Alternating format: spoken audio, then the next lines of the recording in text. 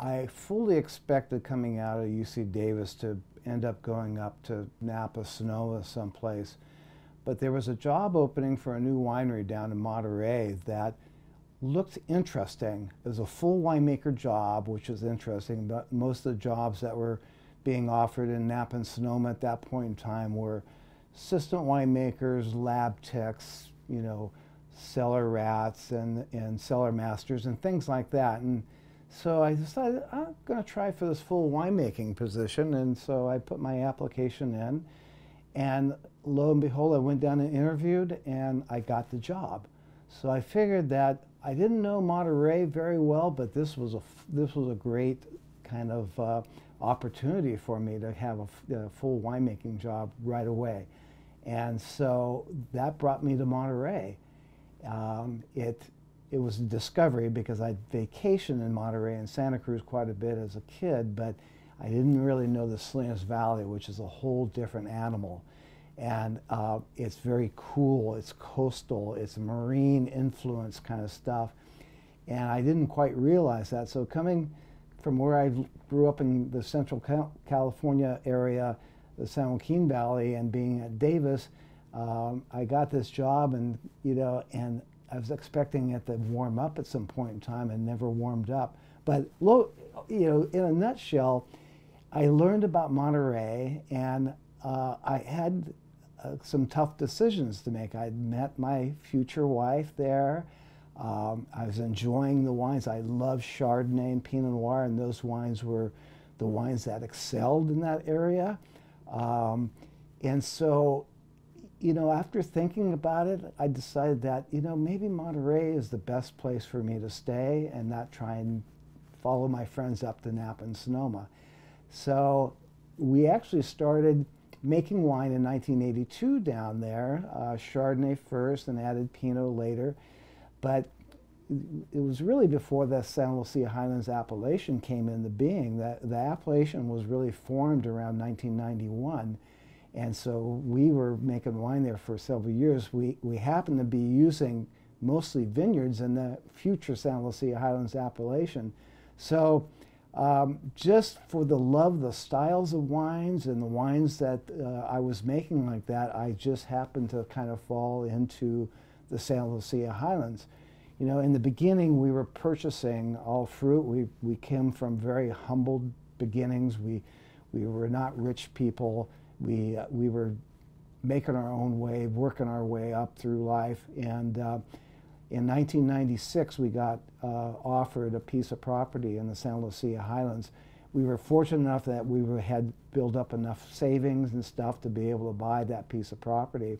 And that's our future. That was our Double L ranch and our Double L vineyard as it is now. And it was bare ground in the beginning. And so, kind of in a roundabout way, I fell in love with Monterey, and then the Santa Lucia Highlands happened. It was the best growing area in the area, so that's how we got to be where we are and where we are today. There weren't many people there when you started, right? There was not many. There was vineyards there. There had been a big planting of vineyards in there, mostly by tax shelter groups, and they were just growing grapes to avoid paying taxes. And they were managed by companies. They were kind of, corporate type things that they weren't there because of the love of wine. They were just there to do business. And they planted a lot of wrong grapes in the wrong area and stuff. But as we started coming in, and other families like the Francione families and the Pizzoni families started transitioning from row crops into grapes, there was a whole new movement of these smaller family-owned wineries that were focused on quality and not just the commodities of selling grapes to big wineries outside the area. So that whole movement was happening in the early 90s, and it's continuing to this day, and that's people focusing on quality and not quantity, and that's what's making the Santa Lucia Highlands sing these days.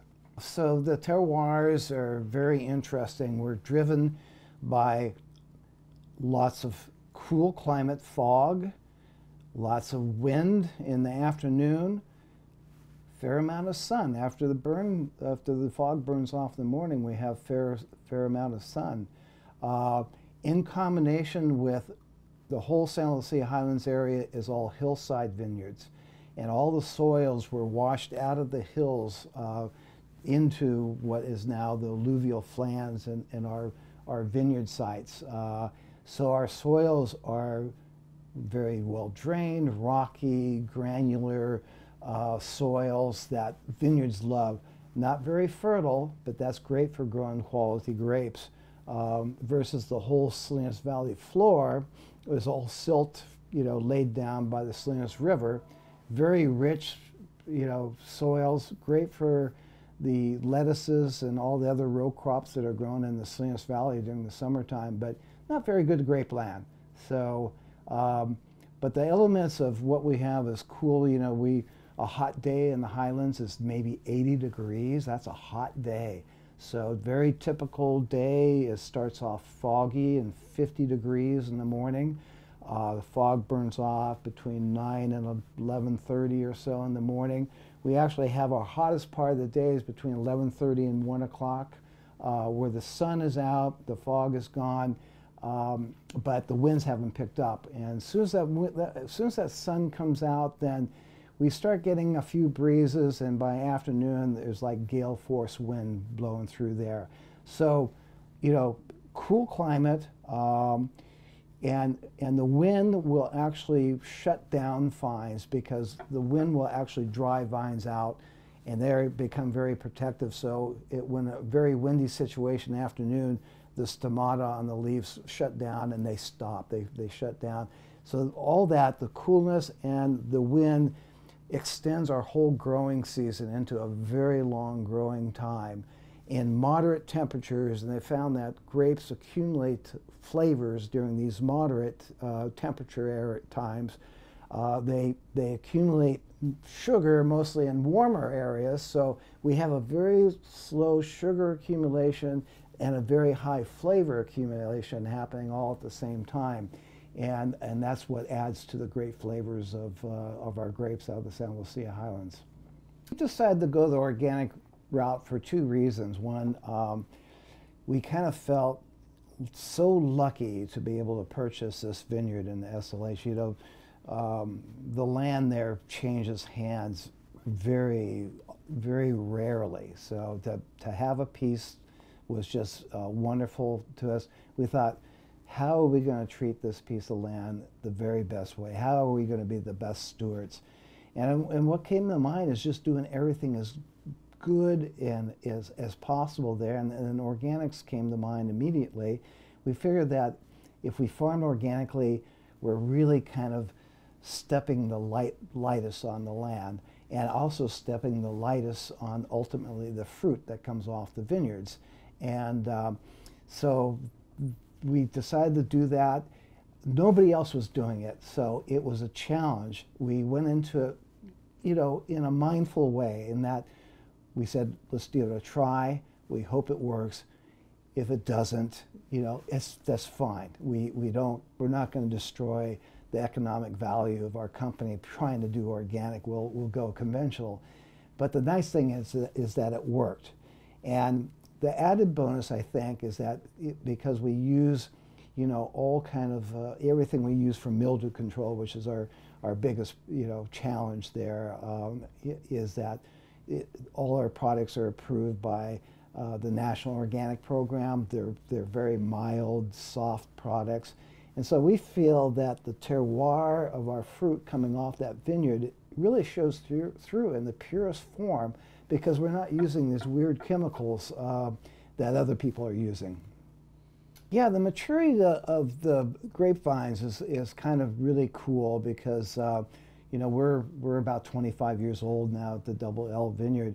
But around, when they reached about, 10 to 12 years old, we really saw that they lost their youthful rambunctiousness, to say, where they wanted to produce a lot of different, a lot of grape clusters.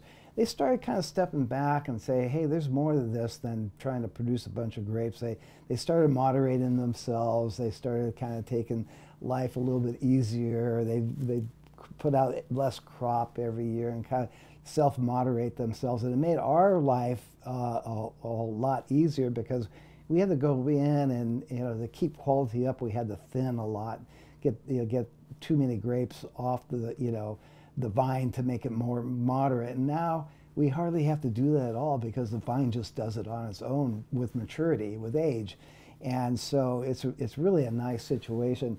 And on top of that, we're finding that flavor development is happening earlier with these older vines. So our alcohol levels in our wine are actually coming down because we're finding that we're getting great flavors at 22 bricks instead of 24 these days, So we're picking more in the 22 and a half to 23, bricks levels of maturity and making wines that are, that we're consistently, a little bit above 14. We're making wines now or, for the most part are just under 14 or maybe just, across the bridge a little bit.